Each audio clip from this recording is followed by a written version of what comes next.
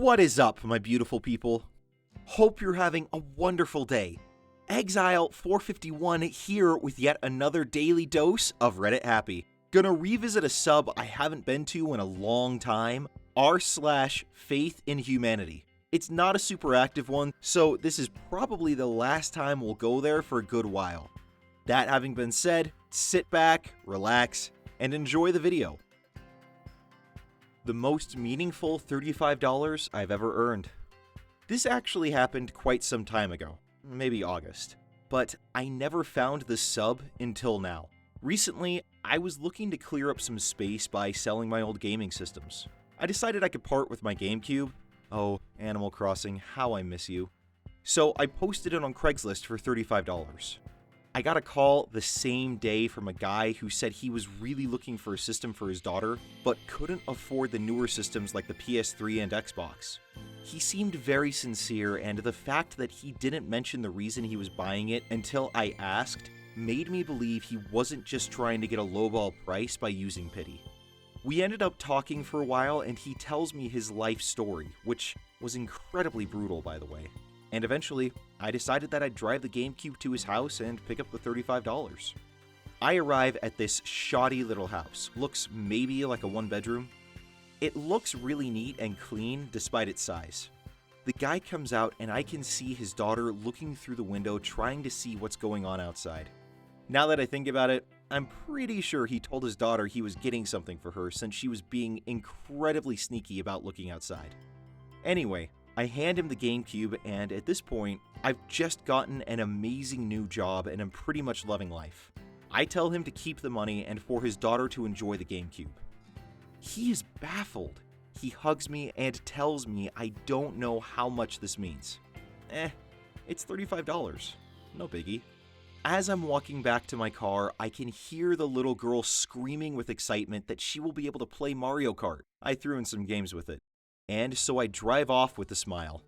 The next day, I go into work, and at the end of our shift, it's announced that there will be a drawing for cash prizes. 3 prizes, but nobody knows the amounts, so of course everybody is stoked. I didn't expect to win anything since we have a large team, so I didn't really have my hopes up. Our manager sticks his hand in and pulls out the first prize, $50. The winner? Not me. Our manager sticks his hand in the second time, prize? $35. To my surprise, it's my name. Obviously, I knew what this was for, and it was honestly one of the most humbling experiences in my life. I lost the guy's number, but some days, I think about driving over there just to see how they are doing. Oh, OP, that is such a sweet story. And as you probably know, there's a whole subreddit specifically designed for people who would take advantage of a situation like that. I'm not going to name it because anyone who goes on Reddit knows what it is, and honestly, it's one of the most toxic areas of Reddit. But that is just such a small, wonderful gesture to make a child happy. Thank you so much for sharing your story. Thank you for just being a decent human being, and I'm glad everything seemed to work out for you. Wherever you're at right now, I truly do wish you the best. Junkie pays me back. I'm a recovering heroin addict. I've been clean 6 years now. During my time as a worthless junkie POS, which lasted a full decade, my childhood friend was often my backup connection for drugs. When I couldn't get in touch with my dealer, I'd go through him. Long story short, I ended up loaning a lot of money to my friend so he could support his habit. Even when I didn't need him for a score, I'd still help him out if he called me up dope sick needing money to get well.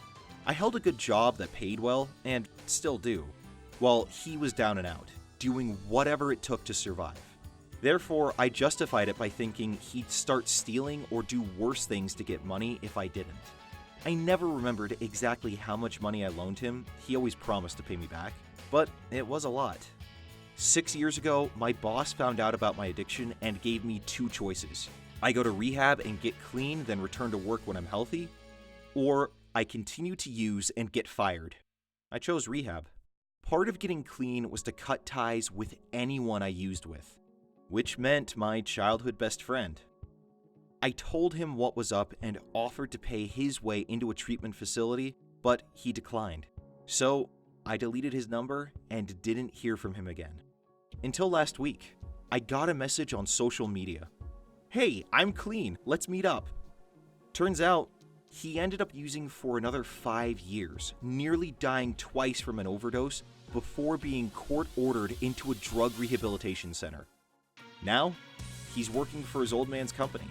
Before we leave, he hands me a kind of heavy envelope and tells me I can't open it until I get home.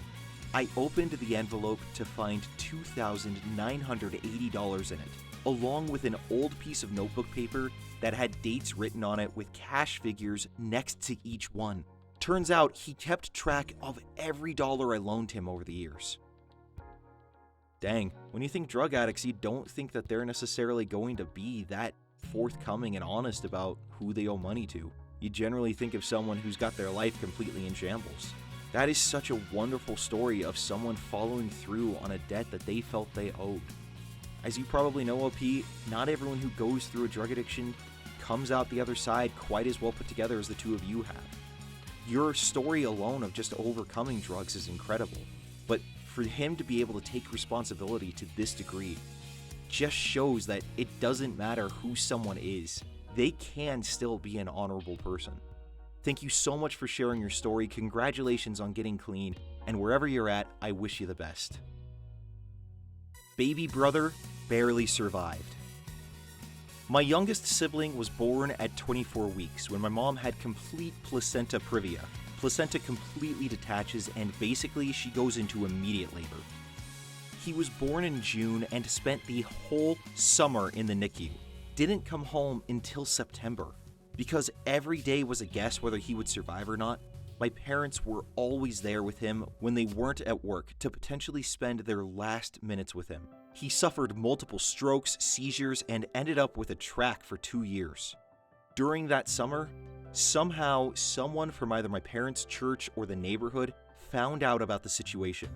My parents had tried to keep it on the DL because they didn't know if he was going to make it.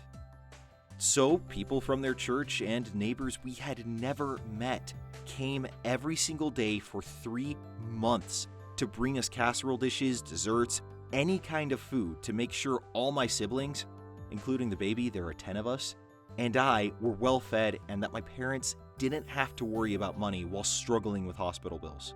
These were people whom, for many of us, we had never met before. People that were friends or relatives of the churchgoers who heard about it and wanted to help.